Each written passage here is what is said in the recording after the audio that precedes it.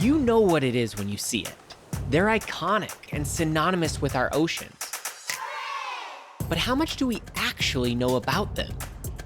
New species are being discovered and their unique features are inspiring scientific breakthroughs, but all while they become more endangered. Leading to one fact for certain, it's time we start paying more attention to seahorses. For me, the highlight of working on seahorses was the first time I actually experienced and saw them in the wild. Meet Dr. Heather Caldwell, National Geographic explorer and co-founder of Project Seahorse. You head out on a small canoe, you drop into the water, and quickly realize that it's almost impossible to find them. Eventually, you spot this animal perfectly camouflaged sitting in the ocean.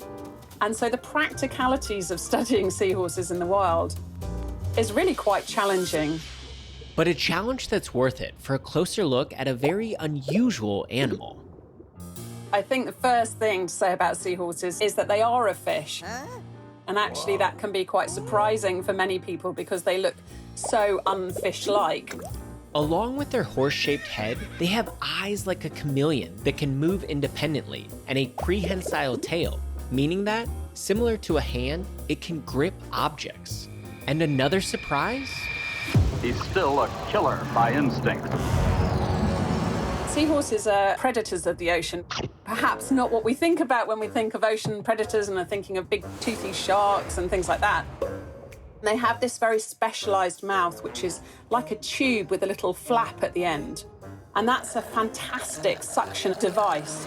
And that's pretty convenient for an animal that eats 30 to 50 times a day. So when a little fish larvae or a little shrimp swims past, they basically stretch out the mouth and suck up. And that's a way of catching their prey in that environment. There are 47 species of seahorses. Some the size of a thumbnail, others larger than your hand. They can camouflage themselves by changing color. And when it comes to making more seahorses, well... As a biologist and a mother, there's a certain attraction on working on a species where the male gets pregnant. Aside from its close relative, the sea dragon, they're the only animal where the male goes through pregnancy, creating a special bond between the partners.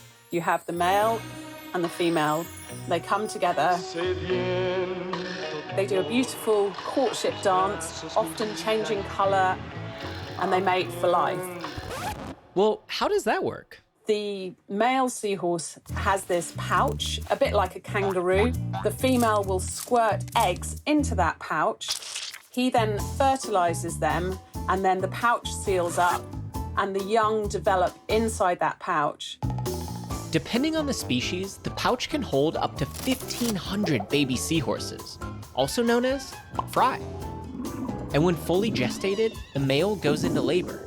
And then he squirts out these baby seahorses that are perfect miniatures of the adult. What then happens as soon as he's given birth is the female's ready with another batch of eggs, and off they go again. The exciting thing about working on seahorses is there's still so much to be discovered. New discoveries continue to show the uniqueness of these fish, as well as how threatened they're becoming. Coastal habitats, including mangroves, estuaries, and coral reefs that seahorses call home, are highly susceptible to destruction from human development, pollution, and climate change. But the biggest challenge that they face overall is destructive fishing methods, and that's particularly trawling, dragging nets across the bottom of the ocean, basically gouging and ploughing as they go. The seahorse has no chance at all to escape that trawl. What we found through our research is that that can account for up to 11 million seahorses every year. And while this number is shocking, it doesn't even include seahorses that are intentionally captured and then traded on the global market. When we think about wildlife trade and illegal wildlife trade, we think about rhinos and elephants, but less about fish. That was until data showed an estimated 15 to 20 million seahorses are traded annually. But not for the traditional sources of food fish.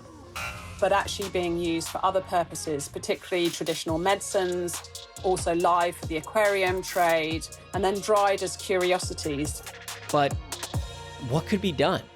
We were able to get seahorses listed under the International Trade Convention that manages wildlife trade. And that provides a global tool to help monitor and manage what's a really complicated trade involving tens of millions of animals, live or dried, moving between countries that have different rules themselves.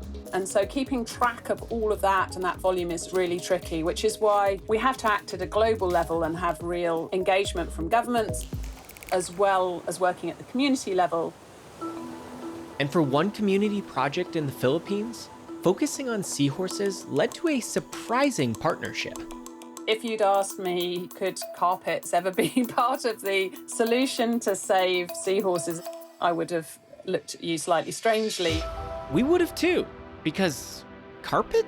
We were seeing fisheries increase outside protected areas. A byproduct of that is more and more discarded fishing nets in the ocean, which were polluting seahorse habitats and leading to accidental catches. And we ended up generating a means of removing nets from the ocean and beaches. So they were collected by community members. They received an amount for each kilo of net that they collected. And we set up this supply chain to get these nets cleaned, sorted, compressed and baled all the way to Europe, where they were made into carpets and clothing. By anchoring our work around how do we save seahorses, this has led us to win-wins for the communities that depend on the ocean and the coastal environments that are so important.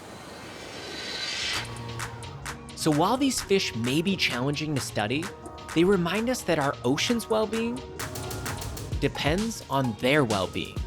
When I go back to that magical moment when I first saw my wild seahorse, I also realised what a journey it was going to be, and that's because really understanding what happens in the wild takes a huge amount of love and hard work, but that's also where you get the magic of those moments, and they stay with you forever.